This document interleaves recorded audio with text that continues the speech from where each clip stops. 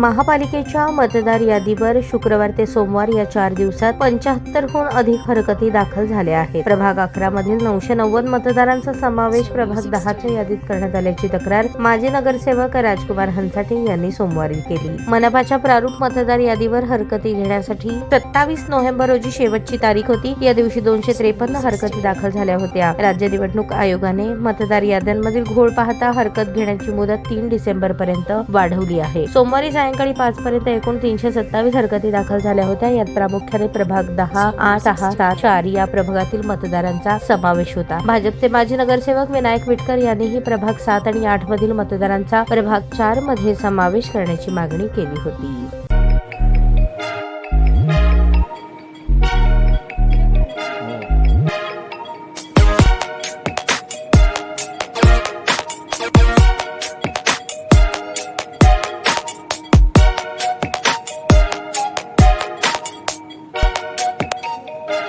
सोलापूर शहरातील सुप्रसिद्ध हॉस्पिटल म्हणजे सेंट्रल मल्टी स्पेशालिटी हॉस्पिटल मागील अनेक वर्षापासून सेवा बजावत आहे। 24 तास इमर्जन्सी सर्व्हिस, मॉडर्न टेक्नॉलॉजी, अनुभवी डॉक्टर्स तसेच अत्याधुनिक तंत्रज्ञान सुविधांनी सुसज्ज स्त्रीरोग प्रसूती विभाग, ऑर्थोपेडिक विभाग, मेडिकल विभाग आणि इतर एकमेव नाव म्हणजे सेंट्रल मल्टी स्पेशालिटी हॉस्पिटल।